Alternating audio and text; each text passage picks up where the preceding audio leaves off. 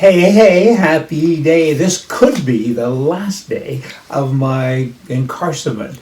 This 14-day thing. I think I'm going to get out on parole later on today. Who knew? Son of a gun. A liberal. The economy now has to be put back together. Pretty soon it's got to be opened up and everybody's got to do what they can do to make things good. They didn't just borrow our rights in some countries. Unfortunately, they took them. Will they be able, these same people, to get the economy going? I don't know. A liberal on the economy is kind of like a fish in a foot race. You know what? They just don't have any traction and they have no clue as to what they're doing and they're in the wrong place. So we can only hope. So many people, like my carrier for my cell phone, they send me emails and they say, don't cough, don't sneeze. Okay, wash your hands. I got movie stars doing commercials telling me to wash my hands. There's sign-ups everywhere saying wash your hands.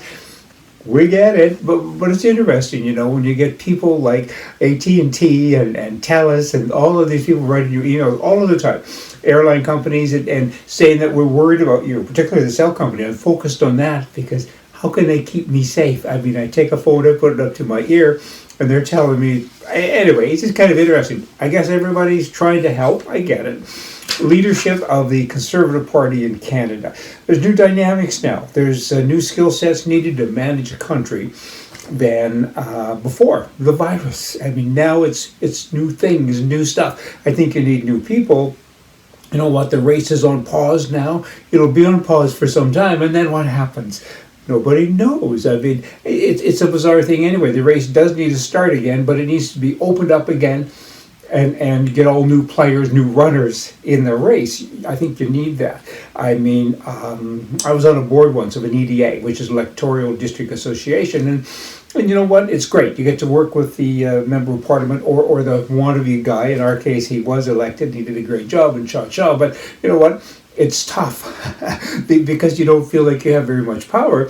And I think now it's a great opportunity for the EDAs to kind of get reinvented. And they need to go to the party and say, hey guys, let's open this up and do it again. And why are we outselling memberships anyway? We being the guys that are running for the leadership.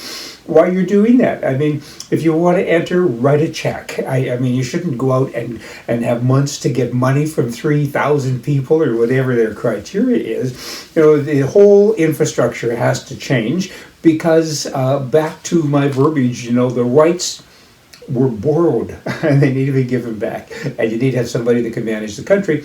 It's not a liberal and is not a conservative either who is one only by name. And you need to change it. It's a new time and new dynamics, and I think they need to start again.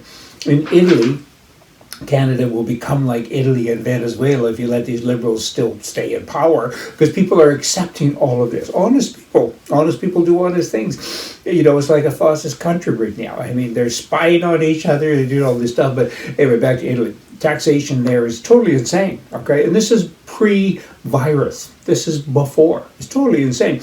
There's a shadow tax. See, a liberal's never met a tax he didn't like, okay? I want to embrace this tax today.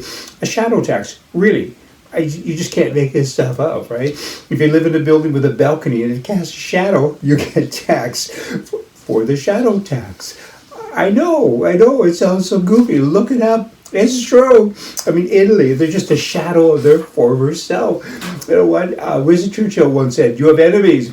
Good. That means you stood up for something sometime in your life. And I think that's such an important thing. And you got to stand up to liberals. And I'm back on Canada here again because every time a liberal, not just in Canada, U.S., Nancy Pelosi, she's always doing it as well. When there's something to do to help the country, they always try to insert some little thing that has no relevance whatsoever to the cause. And in Canada now, they've got this conversion therapy going on. Teenagers suffering from gender, blah, blah, blah, blah, can be a nightmare, right? So they say, and so we need to teach children in public schools, which they're now doing, and teaching them wherever they can reach them, actually, that your gender is fluid, and you might be able to be a boy or girl. It's kind of your choice. And God had nothing to do with it. DNA doesn't matter, blah, blah, blah. And they just go on and on, right? Conversion therapy.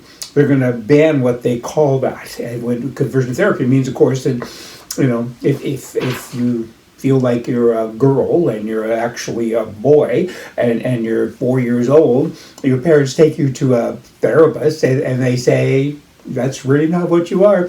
And the Liberal government, under the Prime Minister, is saying, no, you can't do that.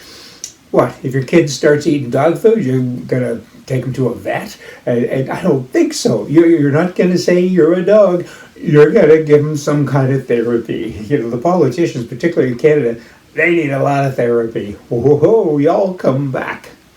See ya.